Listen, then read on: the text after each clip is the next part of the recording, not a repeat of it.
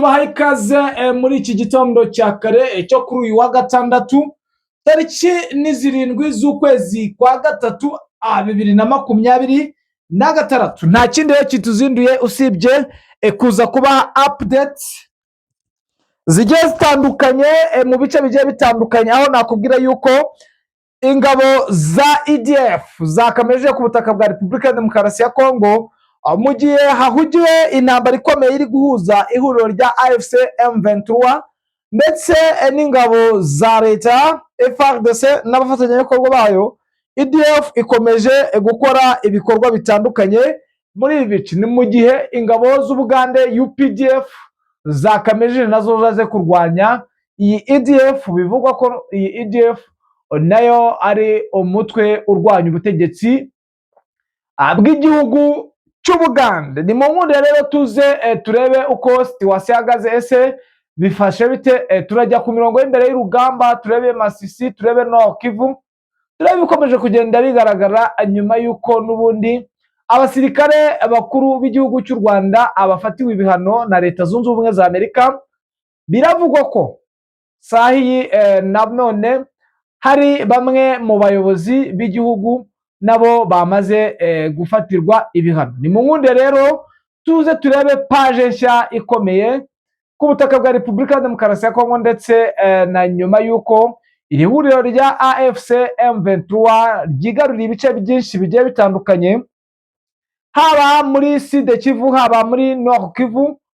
Turebe akantu ku kandi ku murongo wa telefone, n'ubundi tuba turi kumwe n'umurokifu uhabaherereye atubwire uko biramutse muri urukerera cyangwa muri iki gitondo cya kare cyo kuri uyu wa gatandatu ku munsi w'Imana. Shalom shalom, reka banze mbifurize isabato nziza mwe bemera sabato, kandi mbifuriza no kunogerwa nayo. Namwe kandi reka mbifuriza amahoro y'Imana, ndetse munyemerere tubane iminota mike cyane. Ni update ziba zituzinduye, nta kibazo kibigutera urahita usura mu kazi kawe, cyangwa niba ugiye kuruhuka washaka uvuye mu kazi wakarayemo urahita wiryamira, ntukumi iminota mike gusa tukareba uko situation ihagaze. Ariko mbere yuko dutangira, reka tubanze tubashimire tubifuriza amahoro y'Imana mwe mwahisemo kubana natwe. Ikindi kandi namwe mukiza bwa mbere nta kindi musabwa uretse gukanda subscribe mukarayikinga. Nyamuna mujye murayikinga, nta kintu biba bitwaye, nta nicyo byabatwara rwose. Mukore share kandi munakande kunzogera kugira ngo namwe mwinjire mu muryango kandi mujye mubona ibiganiro byacu bitabagoye. Ni mu nkunde rero ku murongo wa telefone dufite Bwana Bizima. Mbere yuko wenda tugira byinshi tuvuga, reka tubanze tumwakire nawe tumusuhuze tumwifuriza igitondo cyiza. Bwana Bizima, waramutse neza? Mwaramutse mute Bwana Bizima? Amahoro ni amahoro, iwacu turakomeye, nta ribi, ni ibibazo tuba turimo kandi ubuzima niko bigenda turamenyereye. Yes, uri live n'ubundi mu kiganiro tuje kwa updating abakunzi bacu, ariko mbere yuko utujyana kuri Fortline nyemerera tubanze turebere hamwe ibiri kukomeza kugenda bicaracara bya EDF zikomeje kubica bigacika.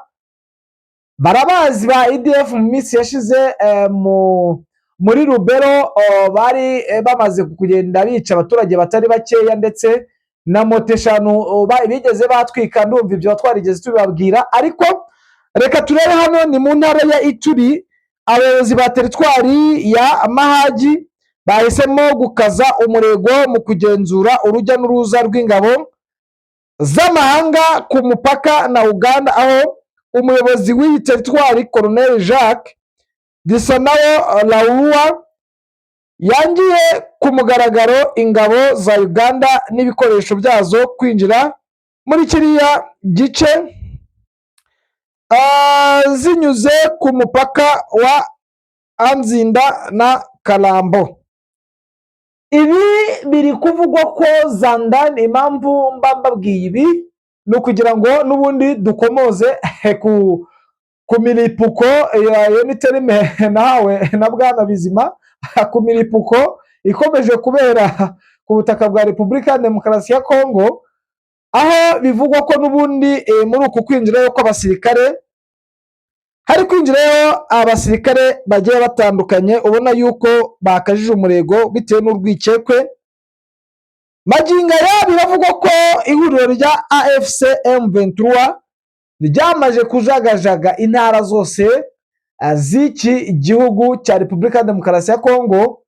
Ku ikubitiro bamaze kwemera ko mu ntara ya Chopo boherejeyo aba special force bari kurwana nuko bahagarika biriya bitorero bya drone biri muri abice mana. Bibaye ari byo byaba ari byiza, kuko buriya abatabazi baba bagomba kujya aho rukomeye kandi bakamenya situation ziri kubera muri biriya bice. Nayo makuru rero twari dukomojeho, ni mu nkundire mbere yuko ariko wenda tujya kuri frontline, reka mbanze nibwire abantu bashya wenda abo tusanganyweho baranze, ariko abashya ndi Damien Habumugisha. Ni nk'ibisanzwe n'ubundi iyi ni Kigali Real News. Ni ibisanzwe iyi Kigali Real News icishaho amakuru acukumbuye kandi yize. Ku murongo wa telefone rero turacyari kumwe na Bwana Bizima uherereye neza aho bibera. Bwana Bizima, byifashe bite, biramutse bite kuri frontline? Yego, muri iki gitondo cy'uyu munsi imirwano nk'uko bisanzwe mu duce twinshi hirya no hino, yaba muri teritwari ya Mwenga, Minembwe, teritwari ya Kabare ndetse na Warikare. Ubona ko ni imirwano iba iri mu duce twinshi cyane, kandi ubona ko igenda iba mu masaha atandukanye, ariko ubona ko ari ikintu gisa naho kidasanzwe cyane ku mirwano iriho muri ubu no mu gihe gitambutse. Ubona ko M23 isa naho yo yakamejeje mu nce zo hirya no hino, yaba ari aho igaba ibitero ndetse n'aho bayigabaho ibitero. Urabona ko hari impinduka ihari cyane, kuko hari uduce turwanirwamo kandi tutasaga naho duherukamo intambara mu gihe gitambutse. Bwana Bizima, biravugwa ko bamwe mu bandakavazi banjye, mbere yuko wenda utubwira ko situation ihagaze, ariko nanjye reka nkubwire, bamwe mu bandakavazi banjye baravuga ko ihuriro rya AFC rishaka kugotsa ingabo z'aba FDNB ndetse na FARDC n'abafatanyamikorwa bayo muri bino bice bya za Kabunambo. Bivugwa yuko MRCP twirwaneho ishaka guturuka n'ubundi hano mu bice bya Mitamba, kuko urabona ko biri concentré, abandi bagaturuka muri biriya bice bya za Remera, ndetse bivugwa yuko n'ubundi urugamba rukomeje kuba imberenge muri aka gace ka Kabunambo. Kano gace ka Kabunambo ngira ngo karenda kwegera n'aka Gatobwe, n'agace ka Gatobwe ni hano hafi neza neza n'ubundi n'indondo ya Bijombo. Hano ni mu misozi icungamiye umujyi wa Uvira. Bwana Bizima, ni iyihe strategique ubona iri aba bandakavazi banjye bo ku ihuriro rya FARDC bakomeje kugenda bagaragaza ndetse banavuga? Urabona ko ihuriro rya AFC M23 ryaba ryateguye iyo operation?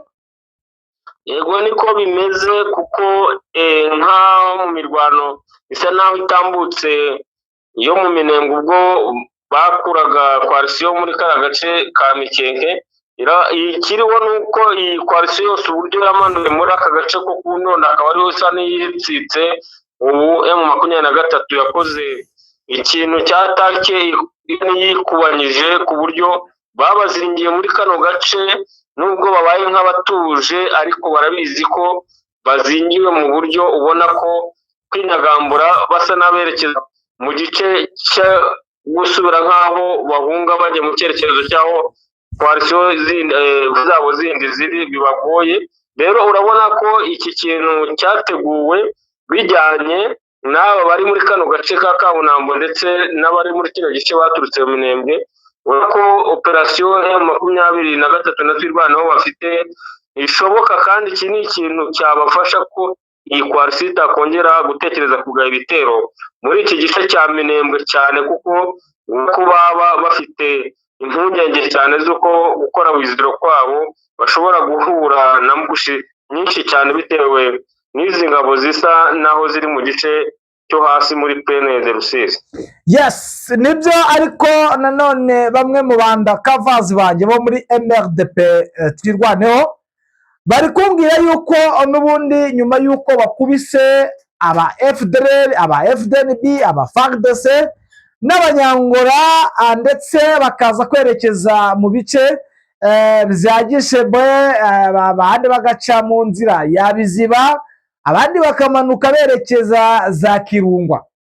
Biravugwa yuko n'ubundi bamaze kubirukana ku rwego rwo hejuru, ariko bikavugwa ko mu Mikenke harimo udusigisige tw'abasirikare bahasigaye, akaba aribo bateje ikibazo gikomeye. Ariko biragaragara ko Minembwe magingo aya itekanye. Ibi nibyo umwe mu banda kavazi wanjye yabwira ati Minembwe iratekanye, turatuje, kereka hagize igihinduka yahita anangariza. Nawe uri kumbwira ko nta kibazo na kimwe gihari, ariko magingo aya yambwiye ngo uko byagenda kose ingabo z'aba FDNB ntibazongera gusunutsa ibirenge muri biriya bice n'ubundi bya Minembwe, bitewe n'uruva gusenya bakubitiwe muri biriya bice bya Minembwe. Bwana Bizima, wenda turebye MRDP twirwaneho, urabona izabasha kuva muri ibyo bice bya Minembwe ikajya kwa avansa urugamba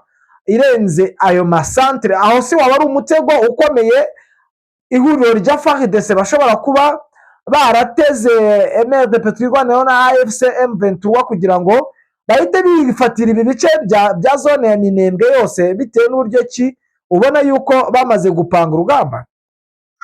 Ahangaha ikosa ryabaho keretse ubu tuvugana MRDP twirwaneho ndetse na M23 bari mu gice cya Minembwe babaye nk'abayisohotsemo, ariko ntabwo bayisohokamo cyane, kandi ujya ubibona ko bagira atansiyo cyane ku bwenge bwinshi, kuko ibintu by'intambara barabimenyereye. Ntabwo bahita basohokamo aka kanya, kuko bazi neza ko iriya koalisiyo ari nini cyane, ifite ingabo nyinshi, kandi ntibanasohokamo badafite turiya duce twe dusa naho duporoteje Minembwe. Rero nako uburyo bari kumanuka n'ubundi ni ikintu bakoze kimeze nk'urukuta, ubona ko byanze bikunze kumanuka kwabo ari gake gake, atari bya bindi byo gufatiraho ngo umwanzi abateye umugongo bagakomeza. Rero ni ikintu bitondera, kandi ubona ko n'iyo habaye pozisiyo zisa n'izisohotse zikajya kwa divasinga hagenda bake, mu buryo bwo kugira ngo haramutse hari ikibaye gikomeye inyuma babe bafite ubwirinzi bukomeye cyane. Iyi Minembwe ubona ko abahungu bayimenyereye cyane, nta muntu wapfa kubavogera cyangwa ngo ayibafatane uko yiboneye. Yes, Bwana Bizima, rero tujyane kuri frontline ahari imirwano ikomeye sahengeye. Reka twerekeze muri teritwari ya Kabare inyuma, ndetse ubona ko iyi isa naho ari teritwari yari imaze igihe yumvikanamo FDLR na Wasarindo, cyane cyane muri izi nce zo kuri pariki, muri aya masantere asa naho azengurutse pariki nasiyonari ya hano hafi y'ikibuga cy'indege cya Bukavu. Rero aha muri Kabare mu gace bita Ninja na Murume Munene, ni uduce tumaze iminsi, ndetse kuri iki gitondo cy'uyu munsi no ku gicamunsi cy'ejo ni imirwano yari irimo, ariko ubona ko M23 ari isa naho yabagabagaho ibitero bitewe n'uko bakundaga kuza gushaka amakuru cyane kuri pozisiyo zabo aho ziri. Ubona ko bakeneye kumenya ingano yabo, kandi ubona ko muri iri shyamba Kausibiega harimo FDLR nyinshi ziziramo mu buryo bwo gusa naho ziba zimeze nk'izikwepa imirwano iri mu cyerekezo cy'ira Warikare. Ukabona ko Warikare ni agace gakunda kurwanirwamo kagoranye cyane, ubona ko izi nyeshyamba zihamenyereye zikunda gusa naho zihehunza, zikaba zisatira muri iki gice, ariko nanone zidashaka kujya mu zindi teritwari ziri muri iki gice cya Sud Kivu, mu buryo ubona ko badashaka kujya kwijandikayo. Ahangaha rero M23 yakoze ibishoboka byose mu duce twombi, zakisi ebyiri barashe ibakuramo bifuza n'ubundi mu ishyamba rya Kawusibiega kuko abenshi ni namwe baturuka. Rero yigarukiye mu birindiro byayo aho yari iri, n'ubundi ubona ko izi pozisiyo iteka ryose FDLR igera amakuru yose ashoboka kugira ngo baze kubarasaho, kandi baba bazi ko ari pozisiyo irimo abasirikare bake ku buryo baba bashaka ngo yuko babakuraho ibikoresho. Ubona ko izi koalisiyo ziri hano ya FDLR na Wazalendo basa naho batarabona ibikoresho ku nkunga iturutse muri FARDC ku buryo buhagije, bitewe n'uko ari abantu bakirwana biyambariye imyenda isanzwe, ku buryo ubona ko ibi bintu bijyanye na deployment ndetse no kubaha ibintu muri FARDC bashobora kuba izo pozisiyo batajya bazitaho cyane, bitewe n'uburyo zisa n'iziyoberanya ziba zishaka kwiberaho mu buzima bwazo bwite. Yes, nibyo, ni nako kuri ibintu bikomeje kuba bibi kandi bikomeje gukara, ndetse ubona yuko ibintu byamaze guhindura isura mu makaritsiye agiye atandukanye. Aho ku kibuga cy'indege cya Kavumu biragaragara ko n'ubundi abo ba FDLR bakomeje kugenda benyegeza ndetse botsa igitutu ihuriro rya AFC, ariko bigaragara ko AFC yamaze kuhashyira ibirindiro bikomeye kandi isa nkaho itanga gasopo, bitewe n'uburyo ki bakoze amateka bakaba barashyize n'abasirikare benshi. Magingo aya ayo mirwano, ibyo biri kuba ntago byigeze bihungabanya abaturage batuye muri ibyo bice. Ntabwo byabura kuko inshuro nyinshi ni nabo bibasirwa cyane, kuko izi FDLR na Wazalendo nakubwiraga ko ibijyanye n'iresho ndetse n'imibereho ku bijyanye n'inkunga gavumenti yagiye izi nyeshyamba, ntabwo bo basa naho babibonye, bitewe n'uko batigaragaje cyane muri iyi ntambara. Rero ni ikibazo bafite n'icy'imibereho cyane bikomeye, kuko inshuro nyinshi iyo bashaka amakuru ahajyanye na pozisiyo za M23 baza ari mu buryo bwo kugira ngo baneke muvumo n'ibyerekezo baba barimo inshuro nyinshi mu masaha runaka, kugira ngo babone uburyo baza kwambura abaturage. Akaba ariyo mpamvu ubona ko ari ikintu abaturage bahora bataka buri gihe muri kara gace. Umwanzuro wafashwe na M23 rero ikabakurikira ikabarasa kubageza mu ishyamba, ndetse ubona ko n'ubundi operasiyo ziri buze kujya zikomeza, kuko ubona ko FDLR muri aka gace isa naho yereje abaturage cyane. Yes, Bwana Bizima, nta makuru azindutse cyangwa aramutse muri iki gitondo cya karikare yo muri Nord Kivu tusangize?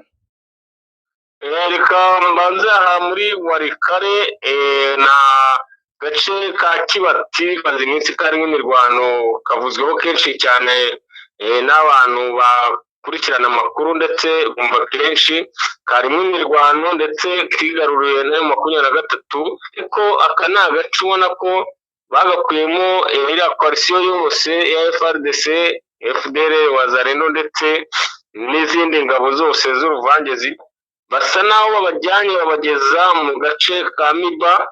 Ndetse iyi Miba ubona ko yarindiriye FDLR kuva mu myaka irenga nk'irindwi yose itambutse.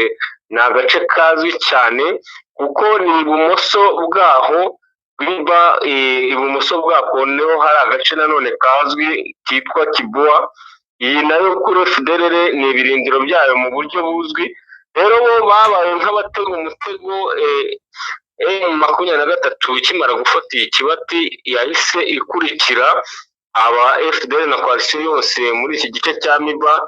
Rero batega umutego w'uko hagati ya Miba na Kibua hari harimo indi pozisiyo icecetse mu buryo bashakaga kubazingira, ariko M23 ibitahura kare, kuko ibizi neza ikigo FDLR iyo ikurikiranye iki kikubaho byanze bikunze.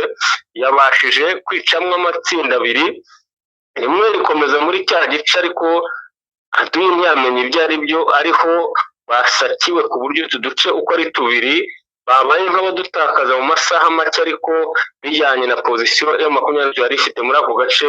Ibona ko ubugenzuzi bwayo bwayigora kuhagera hose, byabaye ngombwa ko yisubirira muri iyi santere ya Kibati. Utu duce si gityo, ariko aho havuyemo casualty benshi bakomerekeye ndetse n'abahaguye kuri coalition kuko byari ibirindiro byabo kandi byarimwe abarwayi bamwe bo ku rugamba ndetse n'abandi barwaye indwara zisanzwe. Aba bose ntawe babashije kuvana kuko byabaye nk'ibaguye hejuru, ntabwo bari biteze ko iyi M23 ishobora kubakurikira kugeza ubwo yabageza muri ibirometero uvuye Kibati. Yes, bwana Bizima, reka tugushimire tukwifuriza igitondo cyiza kuri update utugejejeho. Yego. Yes, namwe abakunzi bacu bakadasohoka, reka tubashimire tubifuriza amahoro y'Imana. Angizo updates, ariko n'ubundi turacyacukumbura updates zo nagahoro. Twegere tuze guhura mu masaha yacu ari imbere kugira ngo mumenye situation, dore biba bikiri mu rukerera, umuntu agifite akananiro n'agahangova gakomeye cyane. Ubu tuba tuvugana ni no nkuru mba nyiteguye mu masaha y'isa 10. Urumva ko abari ibintu biba bitoroshye, mujye mutwihanganira ku ntege nke tuba twacitse, namwe muri abantu. Reka tubashimire rero, tubifuriza amahoro y'Imana, twihanganisha bikomeye abarwayi ndetse n'abari muri zone y'intambara. Ciao, Imana ikomeze ibane namwe.